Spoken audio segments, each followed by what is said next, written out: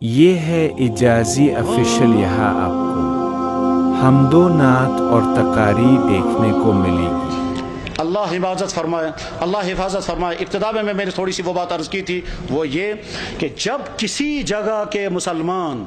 نماز پڑھ سکتے ہوں، رکاوٹ کوئی نہ ہو، پھر بھی نہ پڑھیں۔ جب کسی جگہ کے مسلمان روزہ رکھ سکتے ہوں اور سستی کی وجہ سے روزے نہ رکھیں، جب کسی جگہ کے مسلمان زکوٰۃ دے سکتے ہوں پھر بھی نہ دیں، جب کسی جگہ کے مسلمان حرام کاموں سے بچ سکتے ہوں پھر بھی نہ بچیں، جب کسی جگہ کے مسلمان قرآن پڑھ سکتے ہوں پھر بھی قرآن کے ساتھ ان کا تعلق قائم نہ ہو، جب کسی جگہ کے مسلمان اپنی نبی کی ایک سنت پر عمل کر سکتے ہوں پھر بھی نہ کریں، تو اللہ تعالیٰ شانوں کی طرف سے کبھی خطرناک فیصلے آتے ہیں۔ وہ یہ کہ جب تم آزادی کے دور میں میرے دین پر عمل کر سکتے تھے پھر بھی تم نے عمل نہیں کیا، تو میں ایسے حالات لے آؤں گا کہ تم چاہو گے بھی عمل کرنا تو کر نہیں سکو گے۔ اس کی مثال نمبر 1 اندلس کی میں نے پیش کر دی تھی کہ اندلس میں 800 سال تک مسلمانوں کی حکومت رہی، اور بعد میں جب خرابیاں شروع ہو گئی تو وہ حالات آ گئے کہ اگر وہ قرآن پڑھنا چاہے تو نہیں پڑھ سکتے تھے، اپنی عورتوں کی عصمتیں بچانا چاہیں تو نہیں بچا سکتے تھے، بلکہ کیا ان کی تو جان بھی باقی نہیں رہی، اور وہاں کے مسلمان یا تو مارے گئے یا عیسائی بن گئے یا وہاں سے فرار ہو گئے، اور اس طرح سے 800 سال کا مسلم ملک جو اذانوں سے آباد تھا، وہ 800 سال کا مسلم ملک کفرستان بن گیا۔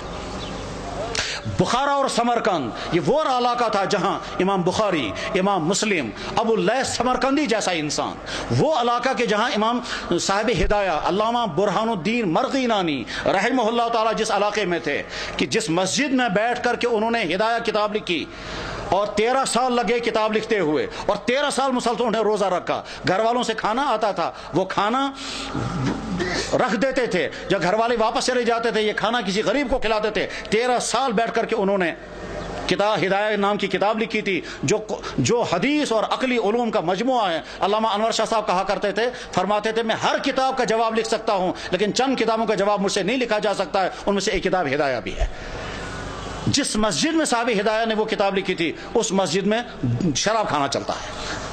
غرض یہ کہ جب بخارا اور سمرقند جیسے علاقے میں وہ حالات آ گئے کہ وہاں قرآن رکھ نہیں سکتے، کلمہ پڑھ نہیں سکتے، مسجدوں میں تالے لگ گئے، تو اللہ تعالیٰ شانوں کو طاقت ہے، اگر غضبناک ہو جائیں تو ان علاقوں میں بھی یہی حال ہو سکتا ہے جن علاقوں میں مسلمانوں کو موقع ہے وہ اپنے دین پر چلیں۔ میرے بھائیوں،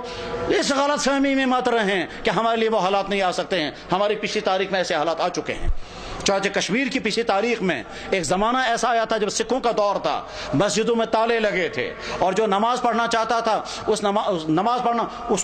اس کی جسم سے کھال نکالی جاتی تھی سب لوگوں کے سامنے تاکہ باقی لوگ نماز نہ پڑھیں۔ سری نگر کی جامع مسجد میں گھوڑے باندھے گئے تھے، تمام مسجدیں مسمار کر دی گئی تھی، اس وقت لوگ نماز پڑھنا نہیں پڑھ سکتے تھے، یہ اذانیں بین ہو گئی تھی۔ جب کسی جگہ کے مسلمان اپنے دین کی ناقدری کرنے لگتے ہیں تو ایسے حالات آ سکتے ہیں، اور اس کی مثال اس بات کی مثال نہیں کہ مسلمانوں نے ناقدری کی، وہ تو ظلم ہے، لیکن مثال ہمارے سامنے ہے برما کے حالات، جہاں کی مسجدیں ختم، جہاں کے مدرسے ختم، جہاں کی داڑھیوں کے ایک بال کر کے نوچتے ہیں، جہاں علماء کو کھڑا کر کر کے اور سوئیاں مار مار کر کے ان کو شہید کرتے ہیں، جہاں ایک ایک مسلمان خاتون کے ساتھ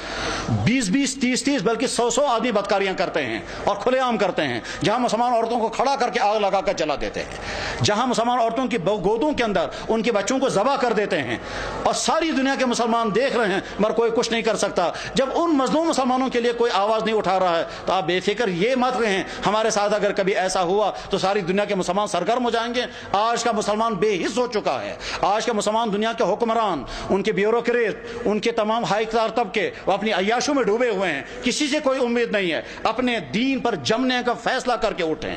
اپنے ایمان پر قائم رہنے کا فیصلہ کر کے اٹھیں، اپنے دین پر چلنے کا فیصلہ لے کر اٹھیں، اپنے گھروں کے اندر دیندار گھر بنانے کا فیصلہ لے کر اٹھیں، اپنے بزنسوں کو مسلمان بزنس بنانے کا فیصلہ لے کر اٹھیں، اپنے فنکشنوں کو دین کا فنکشن بنانے کا فیصلہ لے کر کے اٹھیں۔ جب مسلمان حرام سے بچ سکتا ہو اور پھر بھی نہ بچے وہ شرابیں پیے تو حالات ایسے آ سکتے ہیں کہ زبردستی مسلمانوں کو شراب پلائی جائے گی۔ جب مسلمان داڑھی رکھ سکتا ہو اور نہ رکھے تو بعد میں ایسے حالات آ سکتے ہیں کہ رکھنا بھی چاہیں تو نہیں رکھ سکتے۔ ساری ترکی کے اندر مسلمان داڑھی رکھ نہیں سکتا حالانکہ سارا مسلمان ملک ہے۔ ایسے حالات آ سکتے ہیں، اس لیے اپنے دین کے ساتھ وفاداری کا فیصلہ کرو، ورنہ تو ایسا ہو سکتا ہے کہ اللہ جب تم میرے دین کے ساتھ وفاداری نہیں کرو گے تو میں تم پر ایسے حالات لا سکتا ہوں کہ تم چاہو گے بھی میرے دین پر عمل کرنا تو کر نہیں سکو گے۔ اللہ جل شانہ اس برے انجام سے ہم سب کی حفاظت فرمائے، ہمارے اکابرین کی حفاظت ہو، مدارس کی، مساجد کی، دین کے و دینی اداروں کی، دین کے کام کرنے والوں کی اور دین پہ جننے والوں کی مدد فرمائے۔ وآخر دعوانا ان الحمد للہ رب العالمین برحمتک یا ارحم الراحمین، آمین۔